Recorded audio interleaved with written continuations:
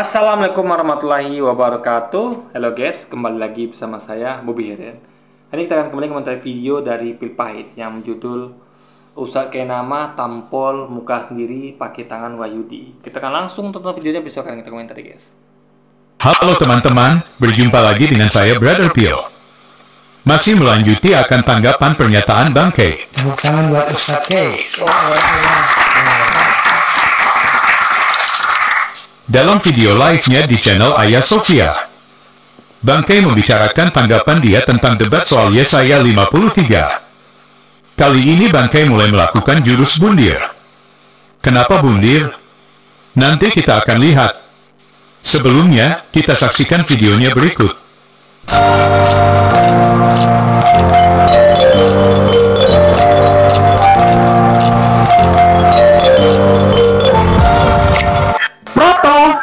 Deutero, Tristo, 3 bagian ya.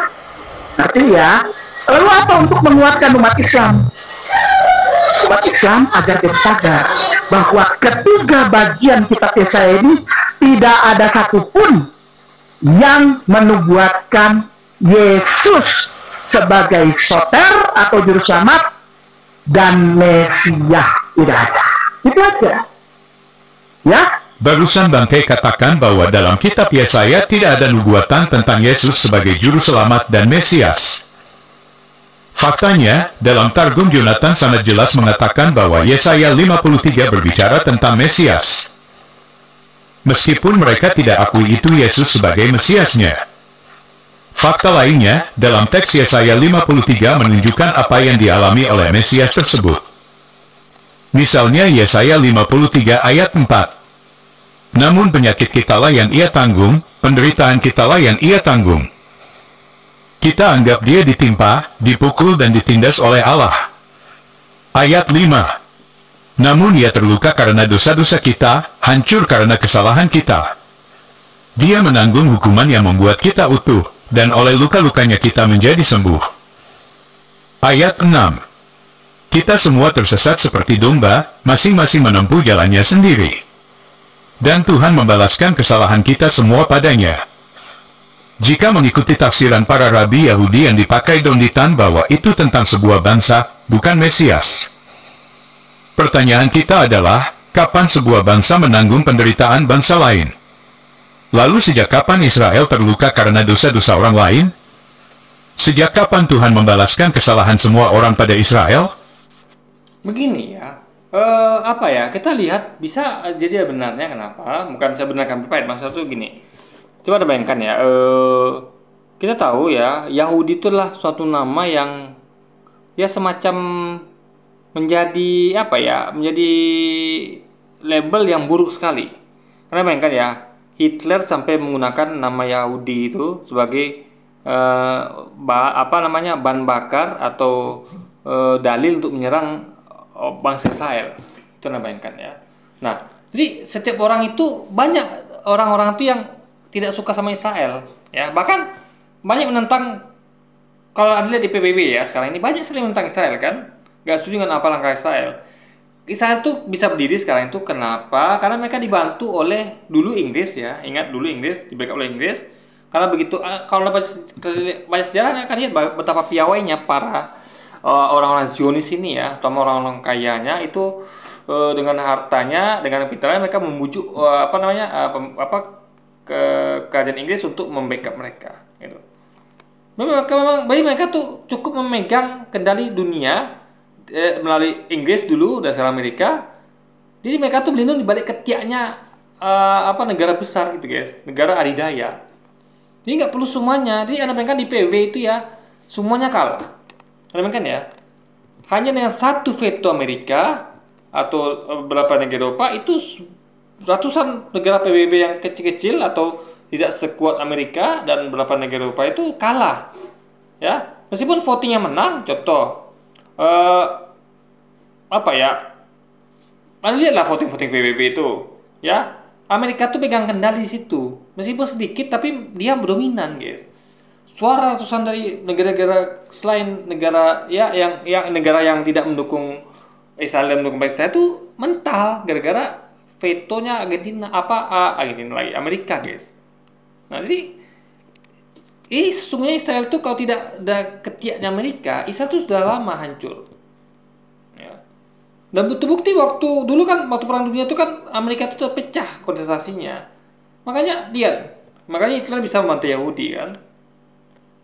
Karena Amerika tuh tidak bisa membackup Yahudi Israel sepenuhnya. Kenapa? Mereka saja sedang berperang dengan Jepang dan segala macam gitu. Jadi pokoknya Israel itu adalah buktinya adalah Israel itu banyak yang tidak menyetujui berdirinya negara Israel. Jadi bagi bangsa Israel tuh, jadi gini loh guys, kita lihat bahwa perilaku suatu kaum itu bisa menyebabkan bencana bagi bangsanya bisa. Ya. Bangsanya dicap sebagai bangsa buruk, ya kan? Dan contoh kayak seperti sekarang nih, ya orang masih salah kaprah. Yang kita bicarakan adalah mengenai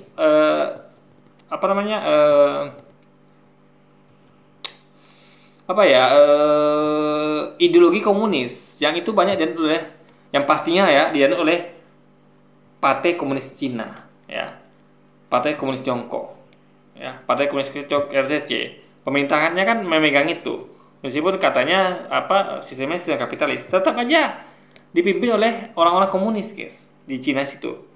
Nah, orang banyak menyalahartikan, mereka jadi membenci etnisnya, membenci negara Cinanya, benci orang Cinanya. Padahal kalau saya orangnya adalah objektif. Saya tidak membenci orang Cina, tidak membenci bangsanya. Saya hanya tidak suka kepada orang-orang yang berideologi komunis, terutama pemerintahnya, guys, gitu. Jadi sama logikanya ya. Jadi sama kayak Arab sekarang, Anda bayangkan ya. Banyak sekali yang bersikap rasis pada orang Arab. Ya. Hanya karena mereka tuh nggak senang dengan Nabi Muhammad gitu. Mereka nggak senang Islam sehingga mereka memusuhi sampai ke suku Arabnya. Jadi kalau ada orang-orang Arab itu ya kayak di Indonesia tuh misalnya ada tuh kemarin tuh kampanye hitam. Oh jangan pilih Anies Baswedan, dia adalah orang keturunan Arab. Itu kan mainnya rasis guys. Jadi bisa kena bangsa itu gara-gara bukan hanya kelakuan dari orang-orangnya, tapi karena ada orang nggak suka kepada orang-orang itu guys. Ya, itu terjadi dengan rasisme terhadap orang Arab, rasisme terhadap orang Cina, atau bahkan lebih parah lagi adalah rasisme terhadap orang kulit hitam di Afrika, guys. Itu semua logikanya. Jadi baik orang-orang yang melakukan salah maupun tidak itu bisa terjadi, dan itu tidak pahami lebih baik. Jadi dia tuh dia hanya terbatas pengetahuannya bahwa itu adalah orang, tidak bisa itu menyakup bangsa, atau bisa sekali, guys. Itu pahami logika berikutnya. Dari keempat ayat ini saja, kita bisa simpulkan itu adalah Yesus. Karena semua ciri-ciri yang diberikan sama persis. Jadi begini ya, Yesus katanya dengan luka-lukanya menanggung penderitaan orang lain. Ini nggak tepat. Kenapa sekarang gitu? Karena sekali lagi ya, misal gini, coba ada bayangkan ya. Misalnya ada orang yang dihukum, karena orang lain tuh nggak setuju dengan dia. Misalnya gini, contoh kayak aktivis misalnya adalah yang ditangkap misalnya karena mereka tuh dianggap sebagai mengganggu pemerintahan lah gitu kan. Makanya mereka tuh istilahnya tuh dikriminalisasi gitu. Nah, apakah mereka melakukannya itu adalah untuk nanggung kita? Kan tidak gitu. Jadi nggak bisa kita timpakan kesalahan kita kepada mereka, nggak bisa gitu guys. Nah, tapi kalau misalnya kayak bangsa bisa, misal gini. Gara-gara contoh kemarin ya di Bali itu kan ada tuh orang-orang Ukraina, 4 orang tertangkap, mereka tuh membuat produksi narkoba di basement villa di Bali. Itu kan citra Ukraina buruk gitu ya.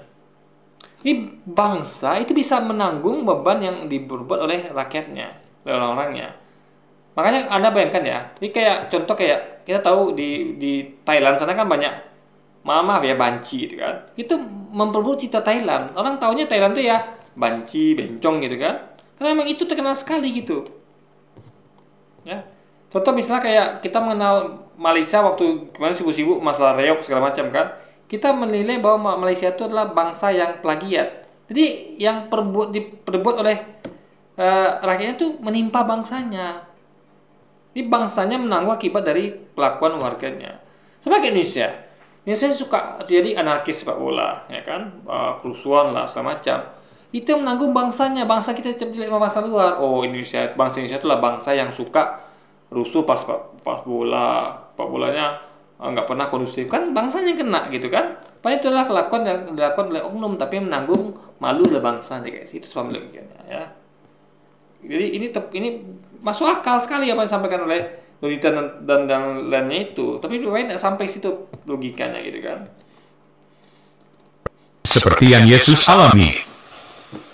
Untuk menguatkan bahwa itu bukan untuk Yesus, Bangkai membawa suatu pernyataan dari seorang rabi Yahudi, bagaimana Yesus digolongkan sebagai Mesias palsu.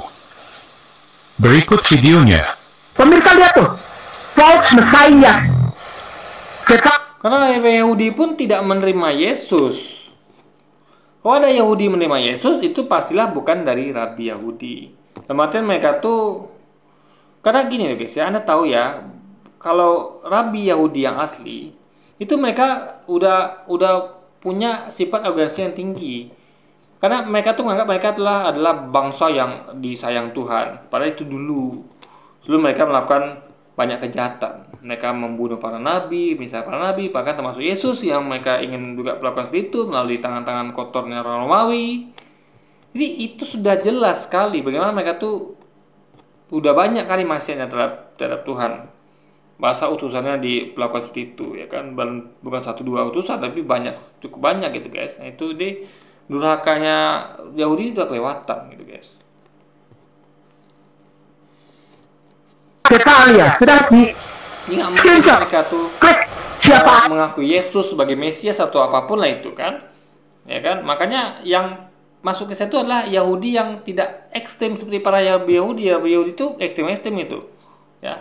Mereka tidak pernah, jadi mereka tuh menunggu Mesias yang akan datang. Mereka tuh tidak meyakini bahwa Yesus adalah Mesias yang diutus untuk mereka. Mereka meyakini bahwa Mesias mereka tuh belum diutus, nanti akan diutus ya. Itulah Dajjal itu guys.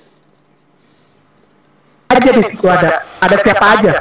Nomor 1 siapa yang dibilang false Messiah oleh Rabbi Dina Rosenberg? Ya. Geser ke bawah Ustaz. Geser ke bawah pelan-pelan. Lihat siapa dibilang Mesias palsu. Siapa dibilang nabi palsu oleh screenshot pemirsa. Screenshot. Biar puas. Jadi jangan bawa-bawa lagi kitab Jadi sekali lagi ya, mayoritas Yahudi itu, terutama nabi-nabinya itu tidak meyakini Yesus sebagai nabi. Ya, itu harus dipahami. Karena nabi mereka tuh masih mereka tunggu, yaitu itulah yang Al-Masih Dajjal itu ganti guys. Yesaya 52, 53, Mika. Hey, come on. Kitab-kitab itu YouTuber Kristen. Ya, yang ngaku-ngaku apologet tapi nggak ada ilmu. Kitab itu semua menyatakan bahwa Jesus of Nazareth itu adalah seorang nabi palsu. Kasihan ya.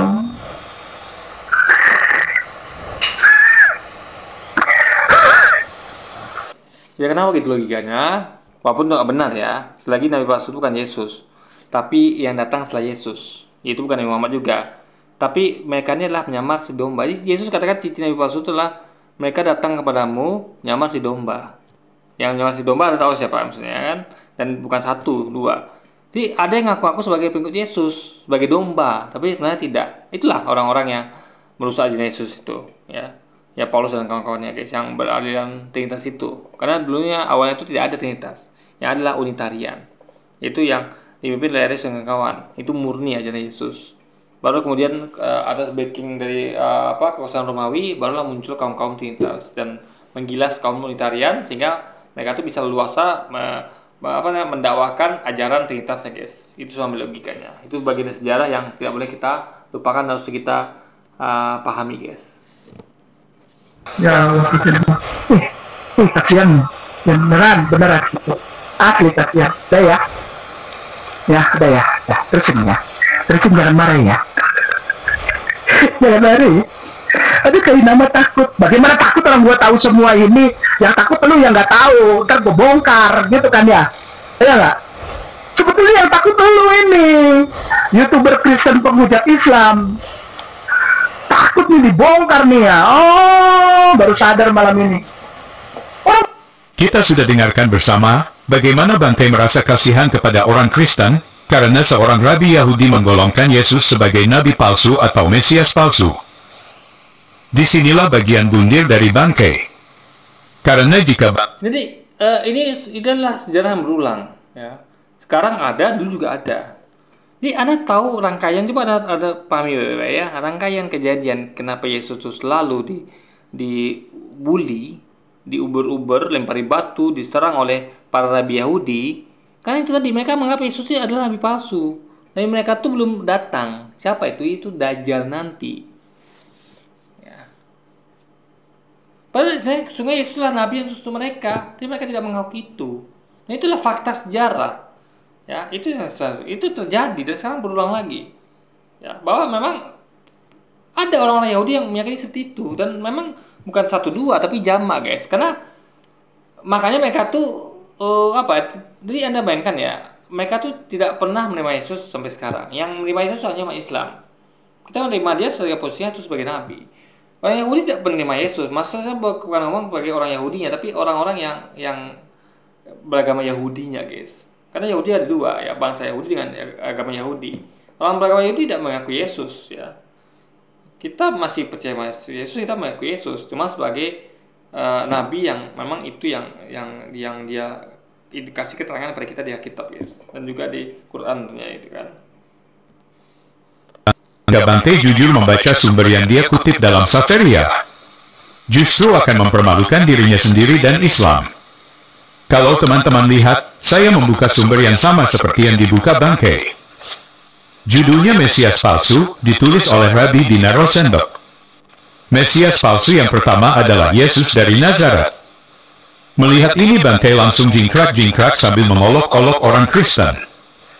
Tapi jika Bante belajar membaca sedikit saja, tentu dia akan temukan pada bagian bawahnya ada penjelasan siapa aja yang mempercayai Yesus sebagai Mesias. Mari kita baca. Abad pertama Yesus dari Nazaret. Yesus dari Nazaret hidup 4 sebelum Masehi sampai 33 Masehi di Galilea dan provinsi Romawi di Yudea. Orang-orang Yahudi yang percaya bahwa dia adalah Mesias adalah orang-orang Kristen pertama. Jadi yang ngomong tuh orang-orang Yahudi, sedangkan konteksnya ke nama adalah rabi Yahudi. Jadi orang Yahudi dengan orang beragama Yahudi itu beda. Ya, kayak orang Indonesia dengan orang Islam Indonesia itu beda. Ada misal gini ya, kalau kita ngomong orang Indonesia, berarti kan termasuk juga orang yang beragama Kristen, Hindu, Buddha di Indonesia, atau bahkan orang ateis, tetap orang Indonesia. Tapi kalau kita ngomong orang Islam Indonesia, berarti spesifik, ya. Itu kayak orang saya misalnya. Jadi Pilpen nggak ngerti bahwa dimaksud usaha nama itulah orang yang beragama Yahudi, bukan orang yang berbangsa Yahudi, guys. Itu sama logikanya. Yang juga dikenal sebagai orang-orang Kristen Yahudi. Diperkirakan terdapat 2,5 miliar orang Kristen di dunia saat ini, menjadikan Yesus dari Nazaret sebagai orang yang paling banyak diikuti dan paling terkenal sebagai pengaku Mesias. Umat Islam juga percaya bahwa Yesus adalah Mesias, namun bukan anak Tuhan. Selain Perjanjian Baru, Yesus dari Nazaret disebutkan oleh Joseph. Nah, kan umat Islam juga meyakini bahwa Yesus juga Mesias, gitu, guys. Ya kan, jadi kita tuh sama-sama dalam hal itu sama, tapi bukan anak Tuhan apalagi Tuhan, guys. Dalam Antiquities of the Jews dan oleh Tacitus dalam Annals-nya. Jadi, dari sumber yang dikutip Bangke, yang tadi tujuannya untuk mempermalukan Kristen dengan menggunakan tangan Yahudi. Justru mempermalukan dirinya. Jadi sekali lagi nih, Pilpa ini justru mempermalukan dirinya karena dia nggak paham. Yang maksud usaha nama adalah agama Yahudi, bukan bangsa Yahudi. Ya, sama kayak kita misalnya ngomong tentang ya umat Islam Indonesia tidak mengakui ini misalnya, bukan ngomong tentang bahasa Indonesia. Karena bahasa Indonesia itu dia atas macam agama, ada Islam, Kristen, Hindu, Buddha, bahkan ateis. Kalau ngomong orang Islam Indonesia berarti orang Islam Indonesia saja. Itu sebenarnya, guys, bukan orang Indonesia yang beragama lain selain Islam tentunya, gitu kan. Sendiri. Karena Yesus yang sama diakui oleh bangkai dan Muslim sebagai Mesias. Jadi menurut Yahudi, Mesias yang diimani bangkai adalah palsu juga. Dari sumber yang dia kutip juga mengatakan bahwa Kristen pertama adalah orang-orang Yahudi. Jadi, jika Kristen pertama adalah Yahudi, apa salahnya orang Yahudi Kristen menggunakan kitab Perjanjian Lama dan menafsirkan Yesaya sebagai Yesus? Apakah ketika mereka menjadi Kristen, keyahudian mereka otomatis hilang? Tentu saja. Masalahnya yang diomongin itulah orang yang beragama Yahudi, bukan yang bangsa Yahudi, guys. Itu sebenarnya logikanya. Makanya nggak nyambung ayat ini. Ini maksud adalah orang yang beragama Yahudi, bukan orang yang berbangsa Yahudi, guys. Tentu saja tidak. Mereka tetap bisa menggunakan kitab suci nenek moyang mereka. Masalah beda tafsiran itu perkara lain. Bangkai berencana mempermalukan Kristen dengan menggunakan tangan Yahudi. Faktanya justru dia sedang menamparkan mukanya sendiri.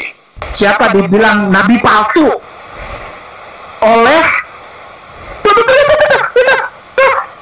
screenshot pemirsa, screenshot biar puas, jadi jangan bawa-bawa lagi kitab Yesaya 52, 53, Mika. Hey, come on, kitab-kitab itu YouTuber Kristen ya, yang ngaku-ngaku apologet tapi nggak ada ilmu. Kitab itu semua menyatakan bahwa Jesus of Nazareth itu adalah seorang nabi palsu. Kasihan ya.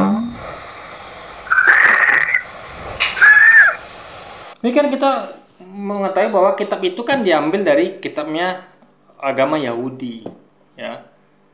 Ingat, ya, itu mereka yang mengklaim pertama itulah kitabnya kan adalah agama Yahudi, lalu diambil oleh Kristen, diklaim sebagai kitabnya juga, dimasukkan dalam Alkitab gitu kan. Nah, jadi itu sepahami guys. Jadi kita ngomong tentang agama Yahudi, bukan bangsa Yahudi, gitu loh. Ya Allah, kasihan, beneran, asli kasihan. Udah ya, udah ya. Terus ini pengulangan gini, jadi misalnya gini ya. Anggap bayangkan kayak misalnya penyimpangan Quran misalnya. Misal Quran diselewengkan misalnya gini. Misal Quran tuh tafsiran Ahmadiyah lain lagi. Nah, itu sih paham ya guys. Jadi sama seperti itu logika berpikirnya. Ya. Jadi yang tadi itu ya saya itu adalah kayak kita Quran ini adalah kita pahami seperti ini, tafsirkan seperti ini, sama kayak umat Yahudi ya, agama Yahudi, umat beragama Yahudi itu menafsirkan ya kitab mereka sendiri yang memang itu kitab mereka yang diklaim juga oleh orang Kristen sebagai kitab mereka juga gitu. Nah, sama kayak Quran tadi, ya. Ini tafsiran Ahmadiyah tuh beda, tafsiran yang lain juga beda, yang menyimpang tuh lah guys. Nah, jadi itu sih pahami logikanya bahwa yang itu kalau dihubungkan dengan Alkitab tadi guys, gitu loh. Jadi makanya kita sebut itu Ahmadiyah misalnya, atau yang menafsirkan lain itu adalah yang betul-betul yang tidak, yang pendapat tidak ada yang di antara 4 imam ini, 4 mazhab imam ya, itu baru dikatakan menyimpang gitu.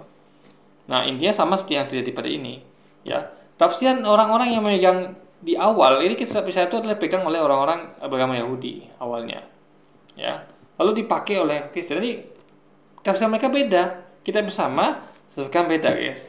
Itu sama logikanya ya. Makanya kayak umat Kristen meyakini Yesus Tuhan, umat Yahudi yang beragama Yahudi meyakini Yesus bukan Tuhan guys. Itu logikanya. Oke, jadi mungkin sekian dulu aja video kita ini, dan sampai jumpa lagi di video selanjutnya. Wassalamualaikum warahmatullahi wabarakatuh guys.